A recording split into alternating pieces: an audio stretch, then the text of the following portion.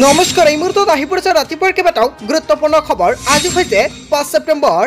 আত্মহত্যা মহিলাৰ বেংক একাউণ্টত কেতিয়াও সোমাব 10,000 কোটি টকা। অৱশেষত মুখ্যমন্ত্ৰী হিমন্ত বিশ্ব শৰ্মাই ডাঙৰ মন্তব্য কৰিলে। আত্মহত্যাৰ এখন নতুন আপডেট প্ৰকাশ পাইছে আজিৰ দিনটোত। লগতে পিএম কিষাণৰ 18তম কিস্তিৰ লগতে কিমান টকাকৈ লাভ কৰিব হিতাধিকাৰীয়ে।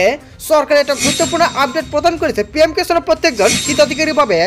লগতে অহা 15 ছেপ্টেম্বৰত অৰুণোদয়ৰ নতুন হিতাধিকাৰী আবেদন কৰিব পাৰিব। আৰু নতুন হিতাধিকাৰী যিসকলে আছে অতি শীঘ্ৰে আধাৰ কাৰ্ড লগতে আপোনাৰ বেংক একাউণ্টৰ লগত আধাৰ কাৰ্ডটো লিংক কৰি ৰাখক, কিয়নো চৰকাৰে এটা গুৰুত্বপূৰ্ণ সিদ্ধান্ত গ্ৰহণ কৰিছে। অতি শীঘ্ৰে লাভ কৰিব নতুন অৰুণোদয় আঁচনি। গোটেই অসম তথা ভাৰতৰ বিভিন্ন প্ৰান্তৰ পৰা যুগুত হৈছে কেইবাটাও ডাঙৰ খবৰ। এনেবোৰ খবৰ নিতেও পাই থাকিবলৈ চেনেলটি ছাবস্ক্ৰাইব কৰি ভিডিঅ'টো এটা লাইক কৰিবলৈ নাপাহৰিব।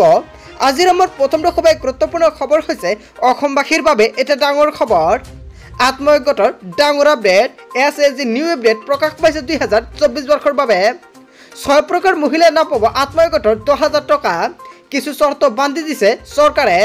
কোন কোন মহিলাই নাপাব আত্মহত্যাৰ 10,000 কোটি টকা, লগতে কোনে লাভ কৰিব কেতিয়াও সোমাব সেয়া সম্পূৰ্ণকৈ জানিব পাৰিব। যদি কোনোবাই চৰকাৰৰ নিয়ম অনুযায়ী কাম নকৰে তেন্তে ঘূৰাই দিব লাগিব 10,000 টকা। আত্মহত্যাৰ সকলো মহিলাৰ বেংক একাউণ্টত পোনপটীয়াকৈ জমা কৰি দিয়া হ'ব 10,000 কোটি টকা। আৰম্ভ হোৱা প্ৰথম কিস্তি। কেৱল ইয়াই নহয়, দুখৰ খবৰ যে যদি কোনো মহিলাই চৰকাৰে বান্ধি দিয়া নিয়ম ভংগ কৰে তেন্তে লাভ নকৰিব আত্মহত্যাৰ 10,000 টকা। চৰকাৰে এই 10,000 টকা পোৱাৰ পিছত যিসকল মহিলাই এই 10,000 টকাৰে ভাল ব্যৱসায় কৰিব তেওঁলোকক আকৌ 25,000 টকা দিব হিমন্ত বিশ্ব শৰ্মা চৰকাৰে। অসমৰ মুখ্যমন্ত্ৰী ডক্টৰ হিমন্ত বিশ্ব শৰ্মাই লাইভ যোগে ডাঙৰ মন্তব্য কৰিছে। যদি কোনো মহিলাই এই টকা লৈ কোনো ব্যৱসায় নকৰে তেন্তে সেই টকা মহিলাসকলে ঘূৰাই দিব লাগিব চৰকাৰক। চৰকাৰে বান্ধি দিয়া এই 6 প্ৰকাৰ মহিলাই 10,000 টকাৰ পৰা বঞ্চিত হ'ব। চাই লওক আপুনি 10,000 টকা পাব নে নাই, কোন কোন মহিলা পাব, কোন কোন মহিলাই 10,000 টকা নাপাব সম্পূৰ্ণকৈ জানি লওক। চৰকাৰে সম্পূৰ্ণকৈ বাছনি কৰিছে। 1 নম্বৰত কোৱা হৈছে বিজনেছ প্লেন ফৰ্ম নিদিয়া মহিলা। আপুনি আত্মহত্যাৰ ফৰ্মৰ লগত বিজনেছ প্লেন ফৰ্মটো দিছে নে নাই? যদি দিছে আপুনি 10,000 টকা লাভ কৰিব। লগতে গছপুলিৰ ফটো নিদিয়া আৰু বেংক একাউণ্ট নিদিয়া। যদি আপুনি ফৰ্মৰ লগত গছপুলিৰ ফটোটো দিয়া নাই তেনে ক্ষেত্ৰত কিন্তু 10,000 টকা নাপাব। আৰু যদি আপুনি ফৰ্মৰ লগত আপোনাৰ বেংক একাউণ্ট দিয়া নাই তেনে ক্ষেত্ৰত 10,000 টকা নাপাব। 4 নম্বৰত কোৱা হৈছে জেনেৰেল কাষ্টৰ 3টাতকৈ অধিক সন্তান থকা মহিলা। আৰু যদি আপুনি জেনেৰেল কাষ্টত বিলং কৰি আছে আপোনাৰ সন্তান কিমানটা, যদি 3টাতকৈ অধিক থাকে তেনে ক্ষেত্ৰত আপুনি 10,000 টকা নাপাব। আৰু যদি ফৰ্মত আপুনি 3টাতকৈ তলত বা 3টা দিছে তেনে ক্ষেত্ৰত 10,000 টকা লাভ কৰিব। 5 নম্বৰ কৈছে SC ST মৰাণ মটক টি-ট্ৰেভেল আদি 4টাতকৈ অধিক সন্তান থকা মহিলাই নাপাব 10,000 কোটি টকা। 6 নম্বৰত কৈছে DBT লিংক নথকা বেংক একাউণ্ট। যদি আপোনাৰ বেংক একাউণ্টৰ লগত আপুনি আধাৰ কাৰ্ডটো লিংক কৰা নাই তেনে ক্ষেত্ৰত 10,000 টকা নাপাব। অতি শীঘ্ৰে আপুনি DBT লিংক কৰি লৈ লওক। এই 6 প্ৰকাৰ মহিলাই একাউণ্টত গোটৰ টকা নাপাব। চ' বন্ধু বান্ধৱীসকল আপুনি সম্পূৰ্ণকৈ জানিলে কোন 6 প্ৰকাৰ মহিলাই নাপাব আত্মহত্যাৰ 10,000 কোটি টকা। তাৰপিছত অসমবাসী ৰাইজক জনাইছোঁ আমাৰ পৰৱৰ্তীটো খুবেই গুৰুত্বপূৰ্ণ খবৰ। লগতে এটা ডাঙৰ খবৰ পিএম কিষাণৰ 18 নম্বৰ কিস্তিলৈ এটা ডাঙৰ খবৰ প্ৰকাশ পাইছে। কেতিয়া সোমাব পিএম কিষাণৰ 18তম কিস্তিৰ টকা। দেশৰ কোটি কোটি কৃষকৰ বাবে এটা ডাঙৰ খবৰ আহি পৰিছে। পিএম কিষাণ সন্মান নিধিৰ 18 নং কিস্তিক লৈ শীঘ্ৰে আহিব এটা ভাল খবৰ। অক্টোবৰ মাহত 18 নং কিস্তিৰ ধন সোমাব পাৰে কৃষকৰ একাউণ্টত। পিএম কিষাণৰ প্ৰতিজন কৃষকৰ বাবে এটা ভাল খবৰ। অক্টোবৰ মাহত পিএম কিষাণৰ 18তম কিস্তি সোমাব পাৰে। কিন্তু পিএম কিষাণৰ 18তম কিস্তি কিমান টকা সোমাব, 2,000, 4,000 নে 6,000 কোটি টকা? কোনসকল কৃষকৰ 6,000 টকা সোমাব, কোনসকল কৃষকৰ 8,000 টকা সোমাব সম্পূৰ্ণকৈ জানি লওক।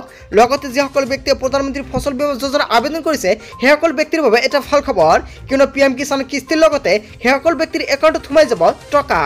আপুনি প্ৰধানমন্ত্ৰী ফচল বীমা যোজনাটো আবেদন কৰিছে নেকি?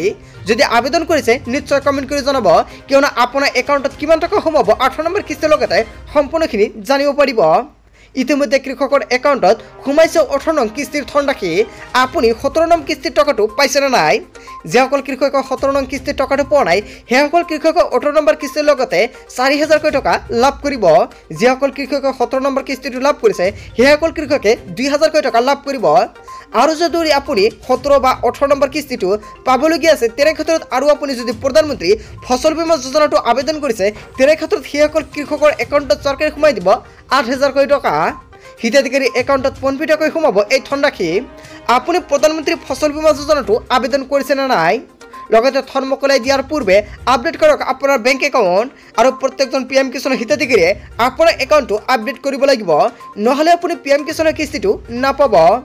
এই ধন পাবলৈ আপুনি কৰিব লাগিব এটা বিশেষ কাম, অন্যথা আপুনি নাপাব কৃষক সন্মান নিধিৰ ধনখিনি। আগন্তুক কিস্তিৰ ধন পাবলৈ EKYC কৰাটো বাধ্যতামূলক। PM কিষাণৰ জৰিয়তে কৰিব পাৰিব আপুনি EKYC। এতিয়া আপুনি PM কিষাণ এপৰ পৰা EKYCটো কৰিব পাৰিব অথবা অনলাইনতো কৰিব পাৰিব আপুনি EKYCৰ কাম। CSC চেণ্টাৰত গৈ কৰিব পাৰিব আপুনি EKYC। EKYC সম্পূৰ্ণ কৰিবলৈ আহ্বান কৰিছে চৰকাৰে। যদি আপুনি এতিয়ালৈকে PM কিষাণ EKYCটো কৰা নাই অতি শীঘ্ৰে কৰি লওক। লগতে আপোনাৰ লেণ্ড সিডিং, বেংকৰ লগত আধাৰ লিংক এই 3টা কাম কৰিব লাগিব। লগতে যিসকল কৃষকে ভাবিছে নতুনকৈ আবেদন কৰিব সেইসকলে কৰিব পাৰিব। আপুনি অতি শীঘ্ৰেই কৰি লওক আবেদন। আৰু যদি আপুনি নতুনকৈ আবেদন কৰিছে আপোনাৰ কিবা অসুবিধা হৈছে বা এপ্ৰুভ হোৱা নাই তেনে ক্ষেত্ৰত আপোনাৰ ষ্টেটাছত কি দেখুৱাই আছে নিশ্চয় কমেণ্ট কৰি জনাব, আপোনালোকক সম্পূৰ্ণকৈ সহায় কৰা হ'ব।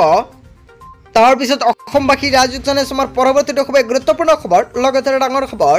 ৰেচন কাৰ্ডৰ গৰাকীৰ বাবে এটা ডাঙৰ খবৰ। কেনেকৈ কৰিব সদস্য নাম অন্তৰ্ভুক্ত। আপোনাৰ ৰেচন কাৰ্ডৰ পৰা কোনো ব্যক্তিৰ ঘৰৰ পৰিয়ালৰ ব্যক্তিৰ নাম বাদ পৰিছে নেকি, তেন্তে আপুনি কেনেকৈ অন্তৰ্ভুক্তি কৰিব।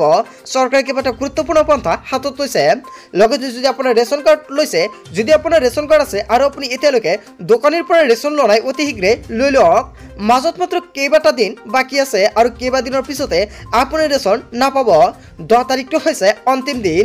10 তাৰিখৰ পিছত ৰেচনৰ দোকানীয়ে আপোনাক ৰেচন নিদিব। অতি শীঘ্ৰে আপুনি ৰেচন লৈ লওক। লগতে আপুনি কেনেকৈ ৰেচন কাৰ্ডত নাম অন্তৰ্ভুক্ত কৰিব আপোনাৰ পৰিয়ালৰ সদস্যৰ সম্পূৰ্ণকৈ জানি লওক। ৰেচন কাৰ্ডৰ গৰাকীৰ বাবে আহিল এটা ডাঙৰ খবৰ। ৰেচন কাৰ্ডত আপোনাৰ পৰিয়ালৰ কোনো সদস্যৰ নাম উঠা নাই নেকি, শীঘ্ৰেই নাম অন্তৰ্ভুক্ত কৰিব পাৰিব ৰেচন কাৰ্ডত। ডাটা এন্ট্ৰি অপাৰেটৰৰ বাবে বাদ পৰিছিল বহু লোকৰ নামসমূহ। নাম নুঠা সদস্যৰ অন্তৰ্ভুক্তিৰ বাবে চলিব বিশেষ অভিযান। ইয়াৰ বাবে দাখিল কৰিব লাগিব নতুন প্ৰপত্ৰ। পঞ্চায়তৰ জৰিয়তে দাখিল কৰিব লাগিব এই প্ৰপত্ৰ। যিসকল লোকৰ নাম এতিয়া অন্তৰ্ভুক্ত হোৱা নাই তেওঁলোকৰ তালিকা প্ৰস্তুত কৰিছে চৰকাৰে। মন্ত্ৰী ৰঞ্জিত দাসে কৰিলে এটা ডাঙৰ ঘোষণা। যদি আপোনাৰ ৰেচন কাৰ্ডৰ পৰা নামটো বাদ পৰিছে আপুনি নিশ্চয় কমেণ্ট কৰি জনাব, কিয়নো আপুনি পঞ্চায়তৰ পৰা নামটো অন্তৰ্ভুক্ত কৰিব পাৰিব ৰেচন কাৰ্ডত। তাৰপিছত অসমবাসী ৰাইজক জনাইছোঁ আমাৰ পৰৱৰ্তীটো খুবেই গুৰুত্বপূৰ্ণ খবৰ, লগতে ডাঙৰ খবৰ। অসমৰ মুখ্যমন্ত্ৰী ডক্টৰ হিমন্ত বিশ্ব শৰ্মাৰ 11টাকৈ বৃহৎ ঘোষণা। মুখ্যমন্ত্ৰী হিমন্ত বিশ্ব শৰ্মাই 11টাকৈ ডাঙৰ মন্তব্য কৰিছে। অৰুণোদয় আঁচনিক লৈ হিমন্ত বিশ্ব শৰ্মা চৰকাৰৰ এটা বৃহৎ সিদ্ধান্ত। নতুনকৈ প্ৰতিটো সমষ্টিত 10,000কৈ মহিলাক দিয়া হ'ব অৰুণোদয় আঁচনি। লগতে 12,60,000 নতুন হিতাধিকাৰীক দিয়া হ'ব অৰুণোদয় আঁচনি। আৰু ইয়াক অৰুণোদয় 3.0 নামেৰে জনাজাত হ'ব। অৰুণোদয় 3.0ৰ বাবে নতুনকৈ কৰিব লাগিব আবেদন। অৰুণোদয় 3ৰ বাবে আবেদন প্ৰক্ৰিয়া 15 ছেপ্টেম্বৰৰ পৰা আৰম্ভ হ'ব। আপোনাৰ কি কি নথি পত্ৰ লাগিব। 1 ফেব্ৰুৱাৰীৰ পৰা লাভ কৰিব অৰুণোদয় আঁচনিৰ টকা। যদি আপুনি অৰুণোদয় 3.0টো আবেদন কৰে তেনে ক্ষেত্ৰত 1 ফেব্ৰুৱাৰীৰ পৰা আপুনি লাভ কৰিব অৰুণোদয় আঁচনিৰ টকা। ৰেচন কাৰ্ড থকা পৰিয়ালে লাভ কৰিব অৰুণোদয় আঁচনি।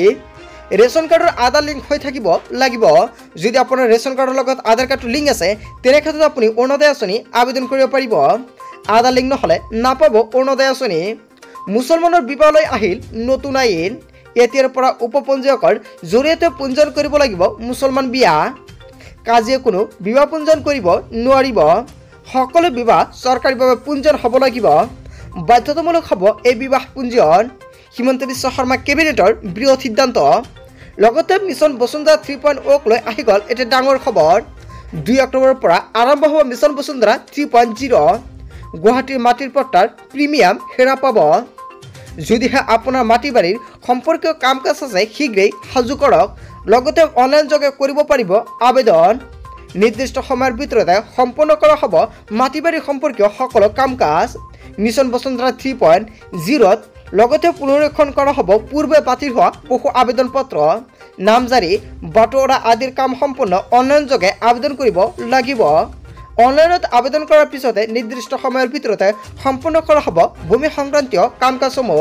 মুখ্যমন্ত্ৰী হিমন্ত বিশ্ব শৰ্মাই এনেকুৱাকৈ 11টাকৈ বৃহৎ সিদ্ধান্ত গ্ৰহণ কৰিছে। চ' বন্ধু বান্ধৱীসকল, গোটেই অসম তথা ভাৰতৰ বিভিন্ন প্ৰান্তৰ পৰা যুগুত হৈছে কেইবাটাও ডাঙৰ খবৰ। এনেবোৰ খবৰ নিতৌ পাই থাকিবলৈ চেনেলটি ছাবস্ক্ৰাইব কৰি ভিডিঅ'ত এটা লাইক কৰিবলৈ নাপাহৰিব। চ' থেংক ইউ ফৰ ৱাচিং ফুল ভিডিঅ'।